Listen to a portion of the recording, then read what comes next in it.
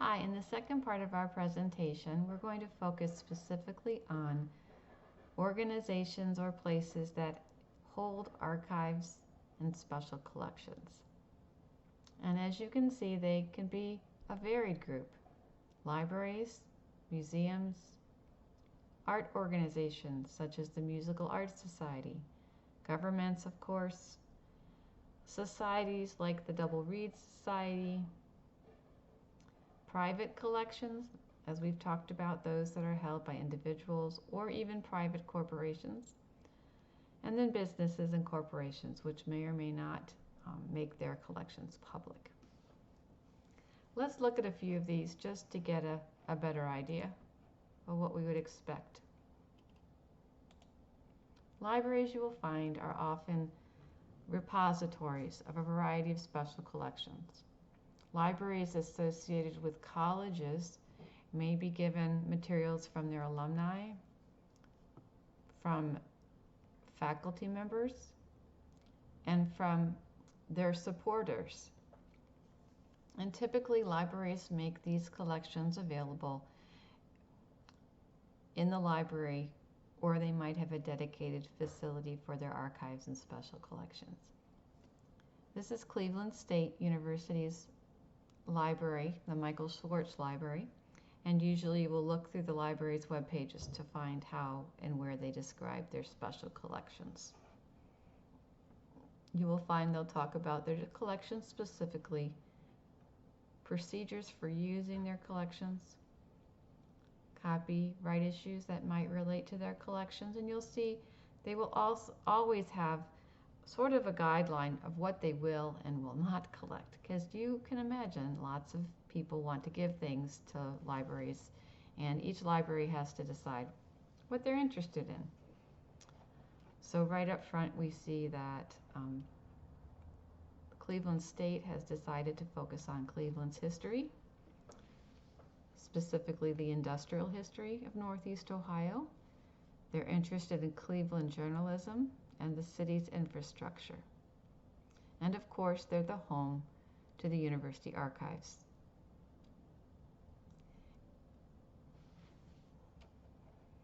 Usually you'll find a single archivist that's sort of in charge of the collection, or a staff, and this is the person you would most likely contact. This is the person who is your guide to the collection. Usually an archivist or their staff will have an extensive knowledge of the resources that you will find in them. So this is an example of a library.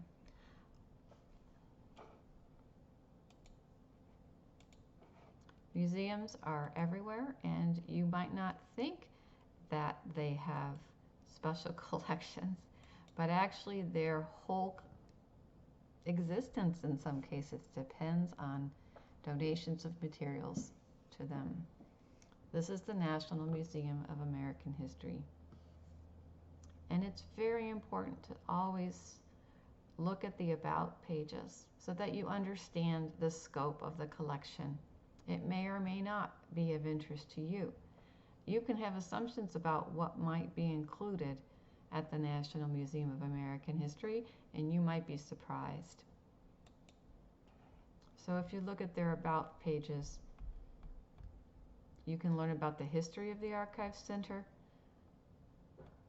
and how the archives collections complement the museum and their collections.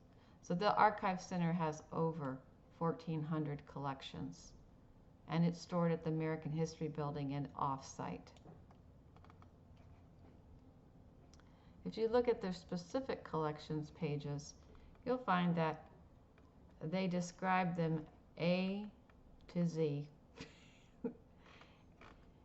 But sometimes you can get more subject access to these collections.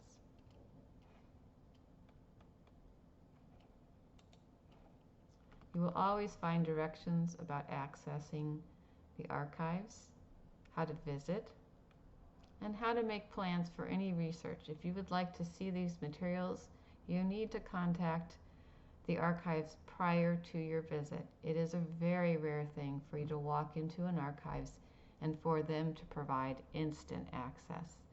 They are not libraries, nor do they have the mission of libraries. They do want to provide access and support, but they also want to preserve their collections. So they want to know what you're interested in so they can gather all the relevant resources so your research and your time there will be more efficient. Because they're often gathering materials from different places, different collections, and there will be different handling guidelines for each of those. It's also, sometimes they have limited space for you to complete their research, or they might be facilitating research for many people, as you would expect a national archives or a national museum to do. So it's really important to make plans, get to know the archivist prior to your time there. Let's look at the archives of a special arts organization. Of course, I had to go down the street and look at the Cleveland Orchestra. The Cleveland Orchestra was started by the Musical Arts Society. The archives of the Cleveland Orchestra is primarily a resource for the actual orchestra, but its also intent is to make the history of the orchestra known to a wider audience. They have specific projects that they have undergone that you can have access to here. And this particularly talks about what is unique there. Correspondent press releases, complete set of programs, scrapbooks, minutes. And they have special online displays that provide access to more unique resources relating to different their performance history. We've talked about governments. We're not going to be too specific here, but I will open this. I am always going to show the Library of Congress. This is part of our national government, and of course every nation has its own library, and usually the library may function as their archives as well, so you have to be somewhat aware of that. We happen to have a Library of Congress, and we have the National Archives. The Library of Congress has archival collections in it because many times the collections are given to them by people, particularly composers. Governments usually collect most of the resources that are published in their country, and in the United States there's a strong history of American composers giving their collections to the Library of Congress. So this is always a good starting place for an American composer or any person who has been active in America. In your assignment, you'll be encouraged to explore the archives at the Library of Congress. This Discover link is a really good way to see what other things you can find. They have their digital collections, which are quite extensive and include their archives. And you will find that they are really interested in documenting history from all formats. They are actually archiving web pages so that in the future you can look back, because web pages will probably be a primary source in some places. Notated music, software, manuscript and mixed recordings. We'll come back and look at this in the future for a specific composer. Society and archives. Just bear with me as I click around here.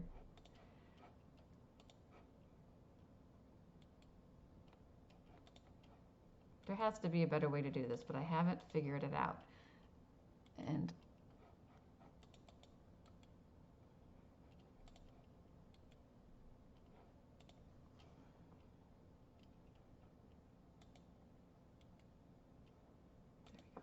thank you for your patience. Here we are at the University of Maryland, They have extensive archival collections, and they have really focused on musical organizations and associations. So they really encourage small or any sized musical organizations to deposit their archives there, and they will actively make them available. So we are looking at the International Clarinet Association Research Center. And one thing I wanted to highlight here, and that you'll find as you explore this further, is that they have a score collection of over 6,000 titles. So repertoire, here you go. And I'm sure it would be really a joy to explore those further. Private collections, you'll be looking at, it's really hard to find them online because I haven't worked in that area for a long time. So the best one that I could find is called the Gladys Palmera Collection. You'll find out that she was a radio DJ. She had an incredible collection of Latin American music, and they are working to make it available online. You'll find in your assignment you can not only explore this website, but there's also an English article on this. But if you are a native speaker or study Spanish, you might enjoy digging into this and learning more about it. It's an example of a private collection that has become more widely available. And finally, corporations. I picked a musical one. This is the archives of the publisher Ricordi, and they have done extensive digitization of their archival collections. And they give an incredible history of their archives here. And their collections are described in detail. And then you can actually search their digital collections here. So all their digital collections are available online. And they have just, and you can look things up by the format. They have created specific categories where they've put everything in one: private copybooks, correspondence between Bellini and Ricordi, everything related to the Otello, the publication of Otello. And they've sort of created special categories, but you can also look up any person by, you can look things up by people or by works or by dates or by places. So sort of giving you an idea what your assignment is going to look like. Your assignment is to explore a collection you find in 2 of these sources in depth, and really give yourself an opportunity to see how you find things when you're in a specific archives webpage, because it's not as direct as being in a library catalog. It will involve reading, looking around, asking questions. And I can tell you that archivists are your friends, and if you're just not able to understand what a collection includes, it's really great to email the archivist, because they will give you a complete understanding of that collection. And if you don't see something that relates to the person or topic you're looking at, it's always a good idea to email the archivist or staff of the library, because they will do the extra digging for you.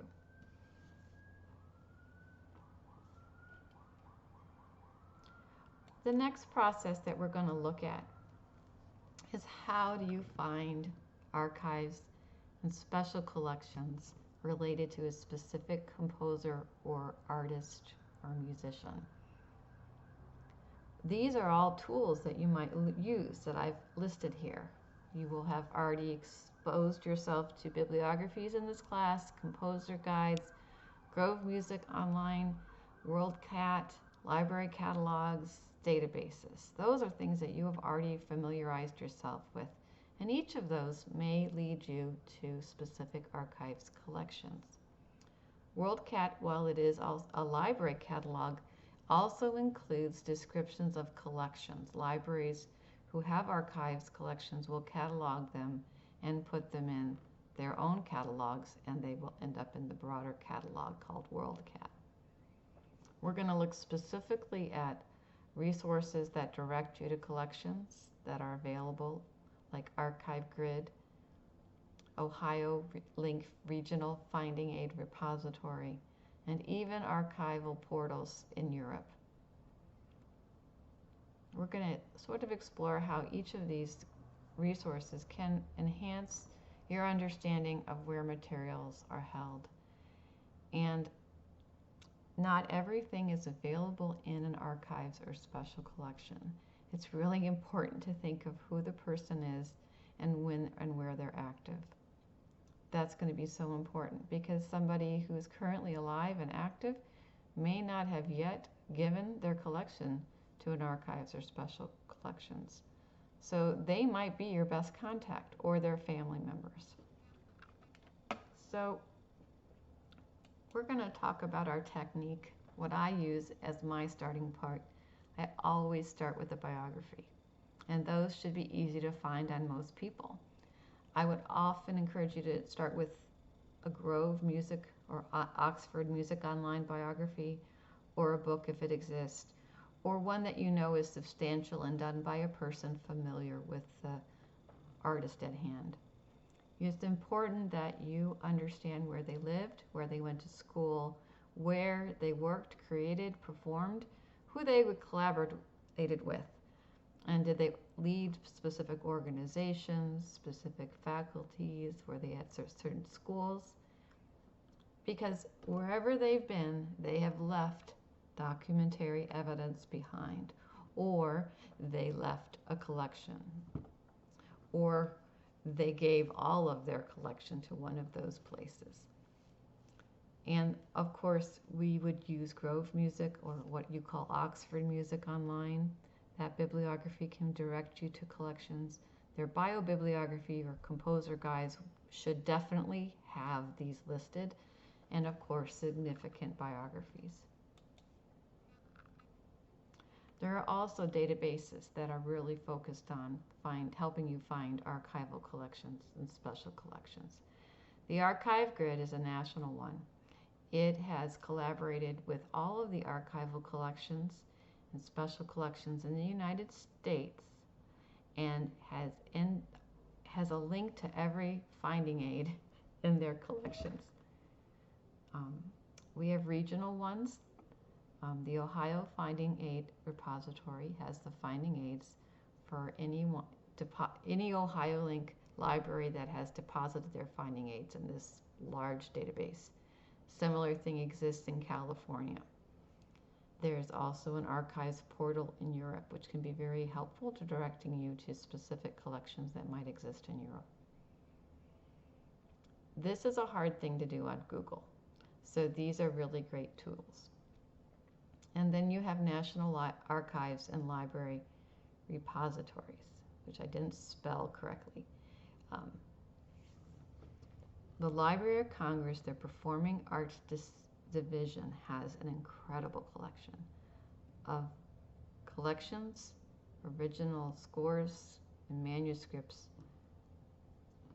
by American musicians. The British Library has an amazing music collection, and they have extensive digital resources as well. We're going to look at two of these for now. I'm going to look at the Ohio Link Finding Aid. This is one of my favorite sources because I do a lot of research related to Cleveland's history. And you know that there is the Tuesday musical, I think it was called the Society, I might have to remember this, Tuesday Musical Association. This is a group that was founded in Akron that coordinated concerts from a long time ago. And I'm sorry. And of course, their collection is held by, we find out, which would make sense, by the University of Akron. You can access the actual finding aid here. This is what a finding aid looks like. You will find it gives you the title of the collection, where you would find it, how to contact that organization, who created this, the Tuesday Musical Association, what dates it covers, 1898 through 2009. How big is it? That gives you an idea of what you're looking at and if it's worth your trip. And it gives you a brief abstract of the history of the group and what it includes. Okay? You will see on the left side that it includes the scope and content, and so it has organized it into series and subgroups, so you can get a more in-depth idea of what you would find in this collection. It tells you how they arranged the collection. What are the restrictions on use? There are no restrictions on access, but it's not available through interlibrary loan, and that is very typical, as we would expect. Indexing terms are the words that people want to use to access this collection. And a more detailed box by box description of the collection. So this is not in any way like a library catalog. It does take a lot of browsing, but because they organize it in these series and subgroups, sometimes you can go right to a subgroup and you can see what boxes hold specific years of their programs. And this is what archival research entails. It often entails sitting down at a table with resources and looking through them page by page, if they're not digitized.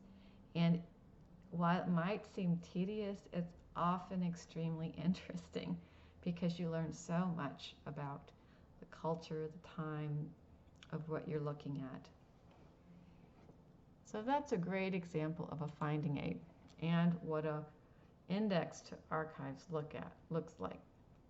I wanted to spend some time at the British Library. You will get to look at the Library of Congress in your assignment, so I'm not going to do that right now. Of course, we're coming across all the notes. They have done a really nice job of organizing music manuscripts and archives from the Middle Ages to present, printed music, the Hirsch collection, which again is an example of a collection put together by a private individual that has been given to the library, and they have kept it together because it has meaning because of the intent of the collector. There's the Royal Music Library, the Philharmonic Society Archive, and of course music recordings.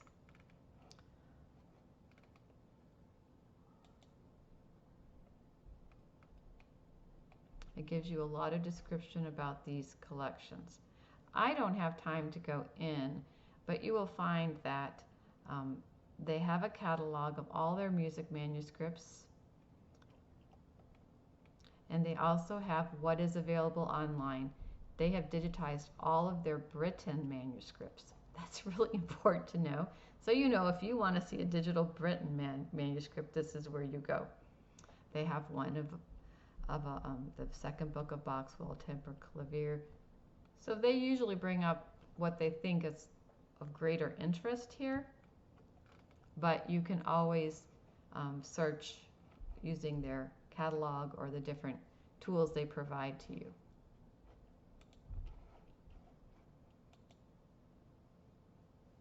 You will also find that there are organizations and societies dedicated to the music of a specific composer, a specific genre, or even a specific country.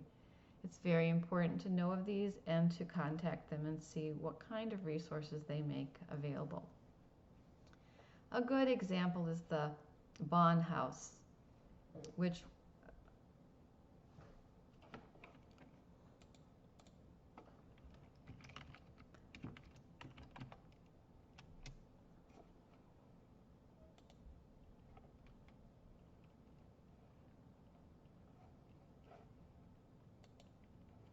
is not only a place to visit.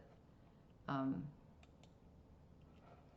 not going to find it right now, so I will just talk to you about it.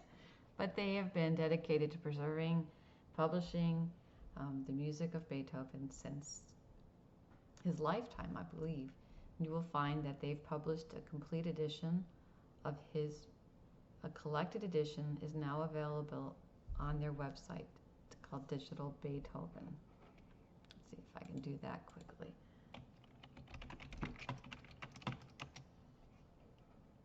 There we go. So here you can find, organized by genre, digital works that they have collected and made available. Manuscripts, they include copies by professional copies and drafts, and other related letters and pictures. And the nice thing about these kind of sites is they have incredible expertise in these sources, and they will often provide all the context you need for understanding where these resources came from. And they know that people have specific interests, so they have grouped letters by specific types and documents by specific types. So these resources are really great because they provide a lot of context, which helps. The last part of the video that you will see, the next part, we are going to do this with Bernstein. Our case study will be Leonard Bernstein and how we would find archival materials on him. I've chosen him because I know we will have no problem finding things, and it will demonstrate this process, and there are some really exciting resources available. So I look forward to talking to you in the next video whenever you come back to look at it. Hope you have a great day.